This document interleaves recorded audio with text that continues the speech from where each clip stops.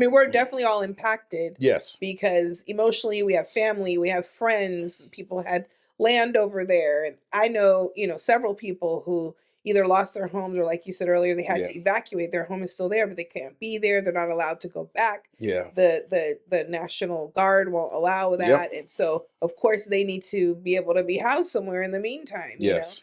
And it just creates a huge, probably ton of anxiety for everybody. It does. Right? It does. Yeah. And it doesn't matter if you're rich or poor. Mm-hmm. When the place you call a refuge is no longer available to you, Mm-hmm. it's gonna bother you. Mm-hmm. It doesn't matter whether you're rich or poor. And unfortunately, a lot of these people who've lost their homes because of what's happened with the insurance industry in California are not going to be covered. Right. And that's tragic. Mm-hmm. It is. That's tragic. Yes. And let's keep in mind, too, all the people who have lost their jobs because they worked for these people in their homes, right? Gardeners and maids and probably nannies, if you're talking about the wealthier area. And then if you're talking about Altadena and Pasadena, well, Altadena specifically is a historically Black area. People were there for decades and they got those homes out of a bad historical situation.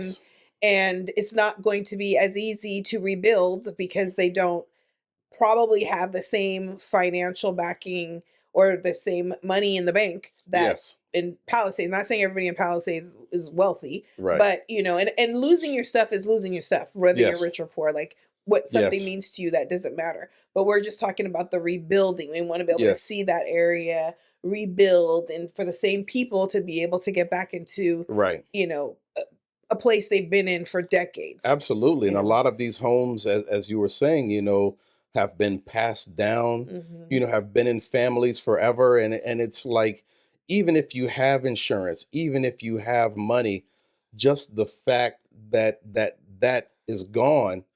And when you're told to evacuate, what do you take with you? Exactly. I guarantee the majority of the stuff that you really care about aren't going to get into your car in order for you to evacuate. And you've lost stuff. If you've had pictures that you took in the 70s and 80s that were never digitized, if, absolutely, yearbooks, all those different types of things, that stuff is gone. And I don't care how rich you are, you're going to miss that. Right. That has an impact on you.